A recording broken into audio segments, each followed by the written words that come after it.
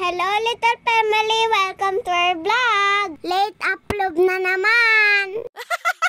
Ang OA nga na naman po ng pagka-late ng vlog natin. December na pero undas vlog pa din. Anyways, medyo tanghali na nga po kami nagising nito. Nagsaing lang ako tapos nag-decide na lang kami na bumili ng lutong ulam. Halos wala nga nagtitinda nung araw na to. Siguro pumunta sila sa mga sementeryo at mahal nila sa buhay. Buti na lang nakita namin open tong Chooks to Go. Umorder nga lang kami dyan ng isang whole chicken tsaka liempo para sa in-laws ko. Kanina may mga nadaanan kaming nagtitinda ng mga flowers. Sabi ko kay Daddy, bumili na kami kasi baka mas mahal pag doon pa sa sementeryo. Pero nagulat kami, grabe, sobrang mahal ng sunflower, 250 isang peraso. Kaya ayan, for the ikot at tanong ang mga persons. Pero grabe talaga, kada lilipat kami mas lalong pamahal ng pamahal, umabot pa nga sa 350 ang isa. Ito nga si Leah, inabot na ng gutom, nagpabili na ng tinapay. Habang si Daddy, busy hindi makapag-decide kung anong flower ang bibilhin, ang mamahal naman kasi. Pagdating dito sa may dulo, nag-decide na lang kami na ibang flower na lang ang bibilhin. Nakalimutan ko na nga kung anong tawag dyan, pero favorite yan ni nanay. Pagkabili namin ng flowers, umuwi na rin kami kaagad. Pagdating sa bahay, naghain na ako kasi brunch na nga to. After din kasi namin kumain, kailangan na namin mag-ready para sa pag-alis. Share ko lang pala sa inyo guys, kasi nagulat ako pag akyat namin dito sa taas, may brown butterfly. Hindi ko talaga alam kung paano siya nakapasok kasi sarado naman lahat ng doors and windows namin. Hindi ko naman siya binugaw pero maya-maya nga, lumipad na rin siya. Hindi ko na alam kung saan siya napunta. Sabi nga nila ang butterfly daw ay soul na dumadalaw. Tapos na taon pa, naundas ngayon. Anyways, fast forward na ulit. Nakaayos na nga ang mag-ama ko at ako na lang na naman ulit ang nahuhuli. O diba mga mommies, alam nyo yan. Una kang gigising at magre-ready pero pinaka-late ka na matatapos. On the way nga sa sementeryo, sobrang daming tao. Hapon na to mga 3 or 4 PM pero sobra pa ding daming tao. Nagdirik nga lang kami ng kandila dyan, konting usap at dasal kay nanay, punas ng lagayan, tapos lagay ng flowers. Hindi na rin kami masyadong nagtagal kasi madalas naman kaming nakakadalaw dahil malapit lang. After naman yan, naghanap naman kami ng makakainan for dinner. Buti na nga lang may malapit ng branch ng Lingnam dito. Subok na namin to, lalo na yung branch nila sa Banawe. Lagi kaming kumakain dito kasi mura na at masarap. Mas healthy din compared naman sa mga fast food. Tingnan nyo naman tong rice nila. Ito naman yung tofu with mushroom.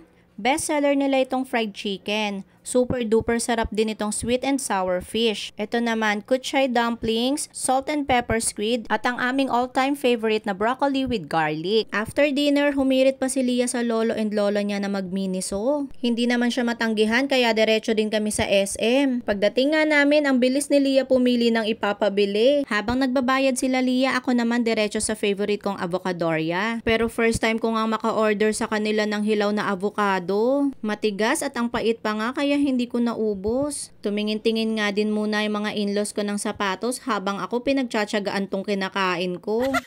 O siya, hanggang dito na lang po muna ulit. Salamat po sa panonood kahit laging late upload. Pa-share na rin po ng video. Yun lang. Bye!